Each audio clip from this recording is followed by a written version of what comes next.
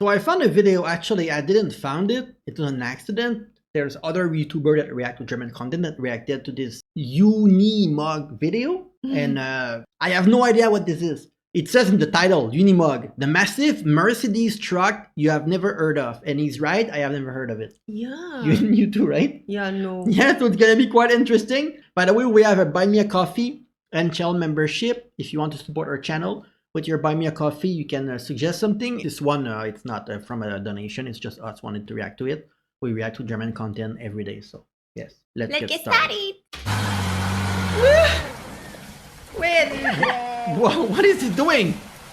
Trying to go Whether up you're there. driving through a bog or over a log, or up a mountain, in the fog, in the mud like a hog, or searching the desert for your long lost dog. I want one.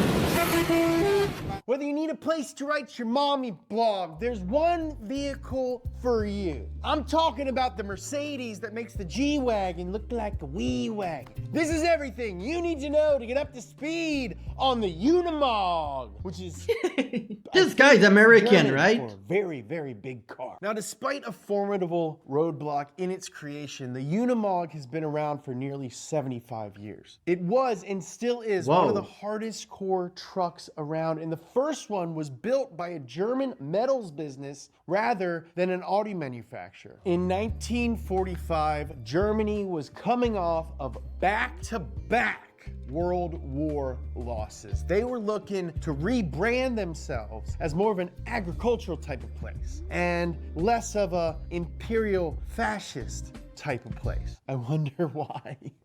So farmers set to work tending their fields and yoking their oxen.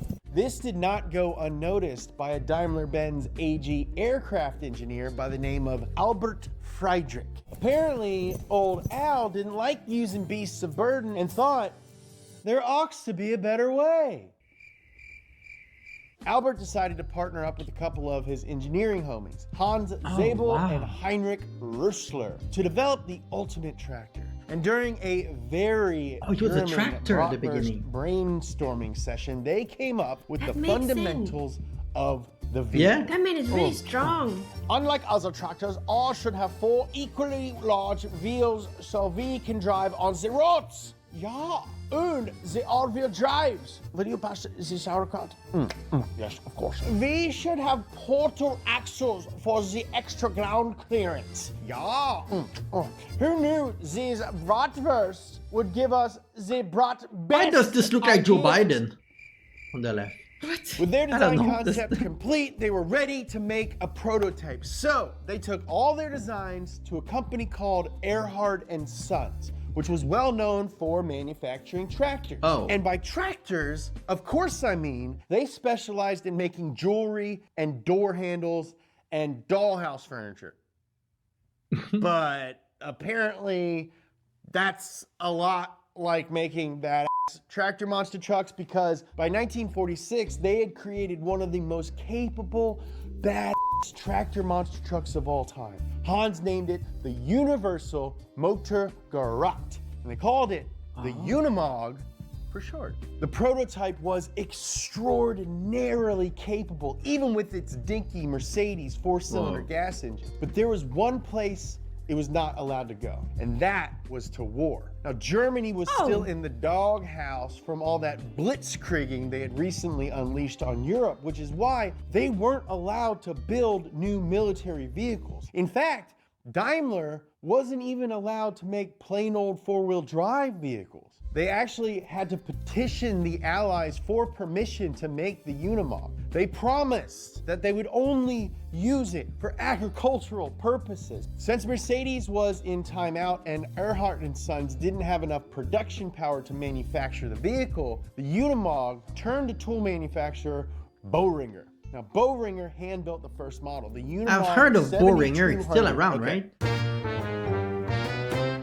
I'm used to car names with like 1, maybe 2, maybe even 3 numbers in it. This car has a lot of models with like 5 numbers in it. For instance, this one is called the 70200. Now I think that's 7,200, maybe 70,200. And I'm not quite sure how to say them, so I'm just gonna do my best. Please be nice to me.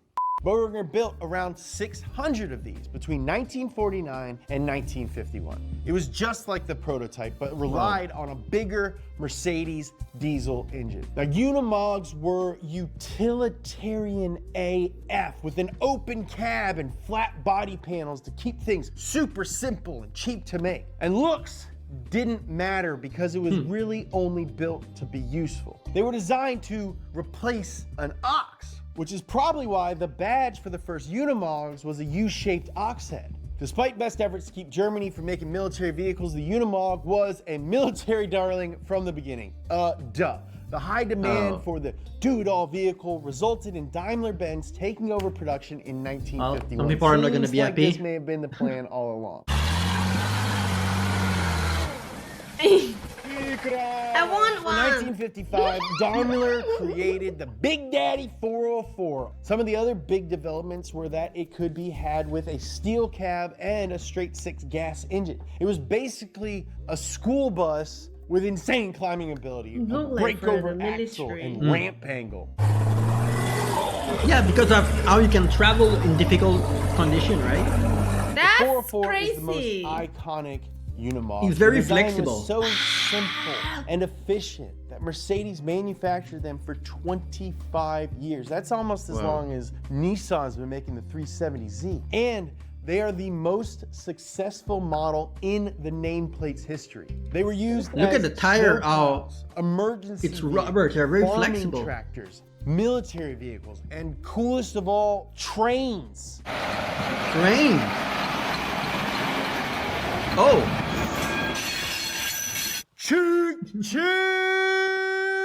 I freaking love trades. And that was it for a while. For the next 20 years, the Unimog just sat back and rested on its laurels. And while Daimler developed new models like the 406 medium-sized truck, they were really just variants of the 404. Why reinvent the enormous wheel?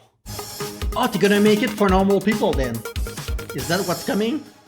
Now, even though the Unimog was a tractor, it looked a lot like a truck, but it had a common tractor feature known as power takeoff, or PTO. To this day, the PTO capabilities of the Unimog help it stand out as the Swiss Army knife of off-roaders. PTOs are extra drive shafts that can be powered directly by the engine, and the uses for them are endless. You need to put out a fire? Cool, just attach a water pump to the PTO. You need to till a field? Sick, PTO. Need a snowblower? PTO. For accessories that weren't PTO friendly, Unimogs also could be had with built-in hydraulic and pneumatic systems. The systems became standard in 1963, which helped drive a market for custom accessories like bucket loaders, articulating boom lifts, road maintenance equipment. In fact, they can turn the truck into any heavy-duty construction equipment. That's what I was gonna say, right? Not only That's what I was gonna say. You have a base of the truck and you can make anything you want with it. It reminds me of like the Iron Man. You know, you can do anything with it. You can into like any heavy look, you can do construction anything equipment that you want could with it. possibly want. Not only could the Unimog do a bunch It's like of the stuff, base it of a could also transformer go or something. Pretty much everywhere.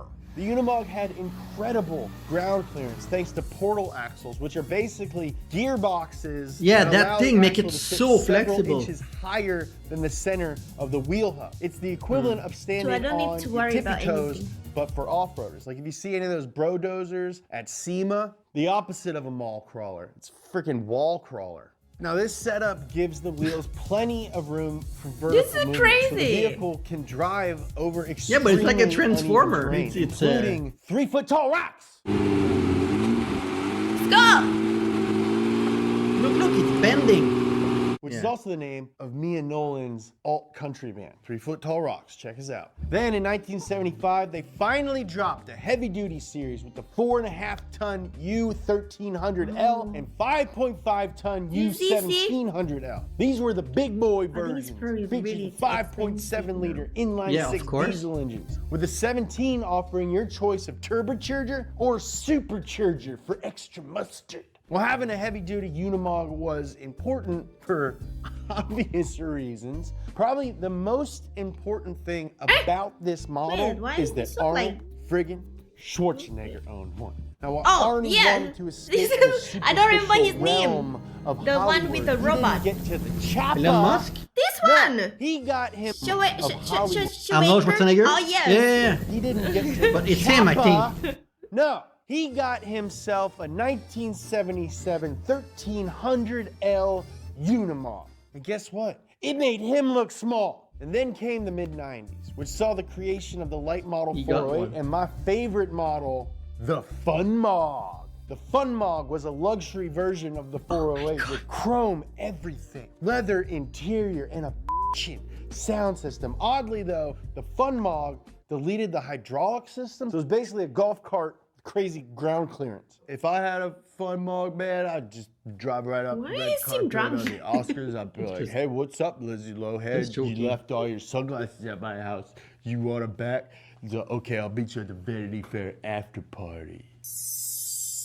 Lindsay Lohan, huh? Yeah, man, Lindsay Lohan. I don't remember her twin sister's name, but I've been a big fan ever since Parent Trap.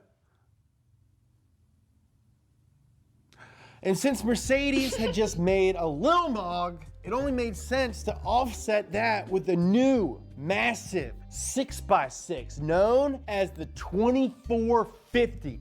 I work 24 I don't know where the 6 is in the picture, 24 though. hours a day, 50 days a year. Unimogs were always utilitarian, straightforward, and efficient, but in 2002, after moving production to their heavy-duty truck plant, they got just a little bit fancier with the launch of the 3000, 4000, and 5000 series. Mercedes had to compete with other heavy-duty truck manufacturers like Hino and Cam-Az. Not only do they I was compete gonna with say the them in regular sales in trucker, like commercial and regular military truck that you markets, transport they literally merchandise. compete with them in the notorious Dakar Rally.